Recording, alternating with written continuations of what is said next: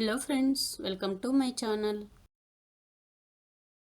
ఈరోజు మనం బెండకాయ కర్రీని జిగురు లేకుండా ఏ విధంగా ప్రిపేర్ చేయాలో చూద్దాం. ముందుగా 1/2 కేజీ బెండకాయలను తీసుకొని ఈ విధంగా కట్ చేసి పెట్టాలి. అంటే ఈ సైజులో కట్ చేసి పెట్టాలి. ఇప్పుడు వీటిని మనం ఆయిల్ వేయకుండా వేయించాలి.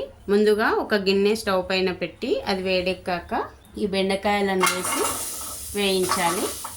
ఫ్లేమ్ని లో టు మీడియం ఫ్లేమ్లో పెట్టి 10 to 12 మినిట్స్ వేయించాలి. మధ్య మధ్యలో కలుపుతూ ఉండాలి అడగంటకుండా. ఇలా బెండకాయలను ముందుగా ఆయిల్ వేయకుండా వేయించడం వల్ల ఈ జిగురు అనేది మొత్తం పోతుంది. మూత పెట్టకూడదు, మూత పెట్టకుండా వేయించాలి. ఇప్పుడు బెండకాయల్లో ఉన్న ఈ జిగురు మొత్తం వెళ్ళిపోయింది.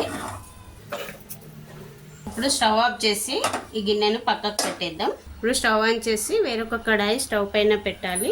కడాయి వేడెక్కాక 3 టేబుల్ స్పూన్స్ వరకు ఆయిల్ వేసుకోండి.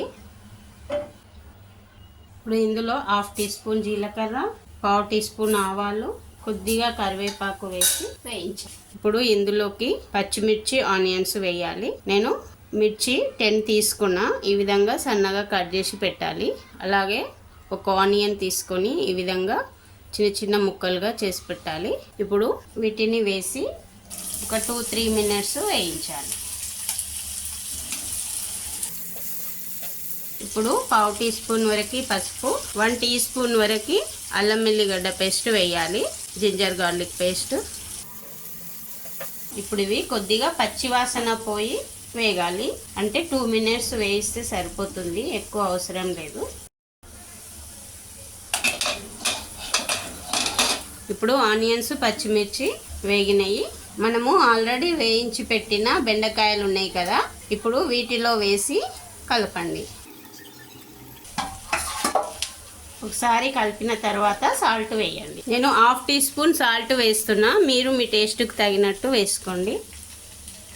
సాల్ట్ వేసి ఒకసారి కలిపి మూత పెట్టి 5 to 6 మినిట్స్ ఉడికించండి. మధ్య మధ్యలో కలుపుతూ ఉండండి.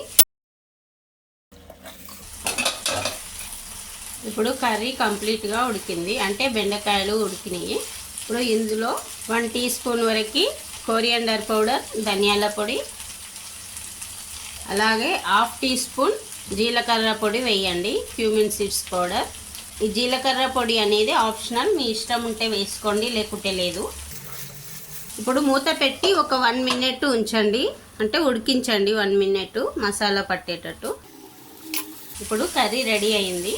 లాస్ట్గా కొద్దిగా కొత్తిమీర తరుగు వేయండి, అలాగే పచ్చి కొబ్బరి వేయండి. ఇలా పచ్చి కొబ్బరిను తురిమి 2 టేబుల్ స్పూన్స్ వరకు వేయండి.